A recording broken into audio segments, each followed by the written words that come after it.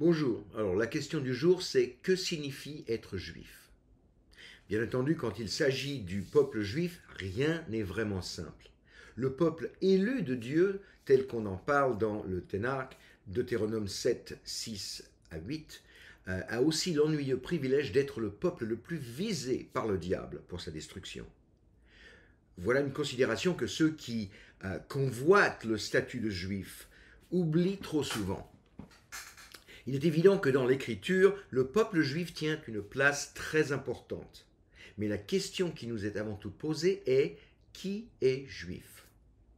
Une question qui, bien entendu, dépasse la seule appréciation du caractère ethnique d'un individu. Chacun sait qu'avant tout se pose en filigrane de la question le problème de l'élection. Et pour y répondre, nous devons définir aussi clairement que possible deux mots-clés: judaïsme et judéité. Formellement, le judaïsme est un système de croyances et un mode de vie que l'on choisit. Fondé sur la foi juive que l'on trouve énoncée dans la Bible, il s'y rattache une certaine adhésion aux 613 mitzvot, commandements de la Torah, et à une multitude de coutumes et traditions tissées au fil du temps par des érudits juifs. En d'autres termes, le judaïsme est une foi que l'on choisit.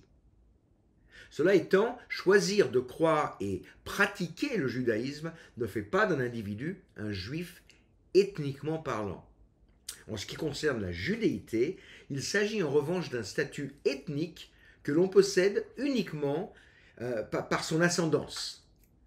Une personne est dite d'ascendance juive si l'un de ses parents ou les deux sont juifs. Quel que puisse être l'usage des mots, l'ascendance ne s'acquiert naturellement jamais après la naissance. La qualité ethnique, juive ou autre, ne s'apprend donc pas et ne se pratique pas. En conséquence, et bibliquement parlant, il n'est pas nécessaire de pratiquer le judaïsme pour être qualifié de juif. Il suffit d'en avoir l'ascendance. Certes, les Juifs constituent une ethnie issue d'une même lignée et famille que l'on connaît sous le nom d'Israël. Il s'y ajoute assurément la dimension d'une fidélité à l'alliance transmise au fil des générations depuis les patriarques, Moïse, David et les prophètes jusqu'à nos jours.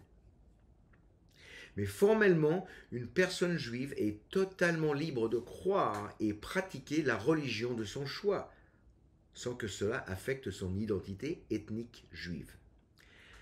Et pourtant, il est une opinion courante parmi les juifs qu'une personne juive qui mettrait sa foi en Yeshua, Jésus, perdrait en même temps son identité juive. Un non-sens navrant qui découle de l'histoire mouvementée des relations entre le judaïsme et l'Église dès les premiers siècles. Cependant, le caractère juif des disciples et de Jésus, Yeshua, lui-même n'a jamais été contesté. Quand bien même les opinions devaient s'opposer durement, quoique certains aient pensé que l'appartenance ethnique était de nature suffisante pour ouvrir les portes du salut, l'opinion majoritaire n'avait pas ce raisonnement. Comment sortir alors de l'impasse? Peut-être que la notion la plus importante sur l'identité juive se trouve insinuée en Romains 2, 28, lorsqu'il est affirmé que le véritable juif n'est pas celui qui en a seulement les apparences par la circoncision dans sa chair, mais celui qui, au-delà de la chair, est circoncis spirituellement par une circoncision du cœur.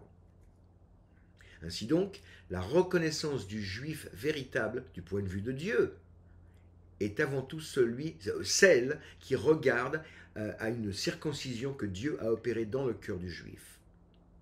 En conséquence, le juif qui a été circoncis dans sa chair a certes le statut de juif ethniquement, mais par cette circoncision, il est invité à une rencontre spirituelle que Yeshua appelle la nouvelle naissance. Une circoncision spirituelle que Dieu seul accomplit, comme l'annonçaient les prophètes d'antan. S'agissant des non-juifs qui embrassent la foi en Yeshua, la circoncision spirituelle dont ils ont été l'objet ne fait pas d'eux subitement des juifs ethniquement. Car l'élection du peuple ne repose pas sur la foi des uns ou des autres, mais sur la grâce souveraine de Dieu. C'est très important ça.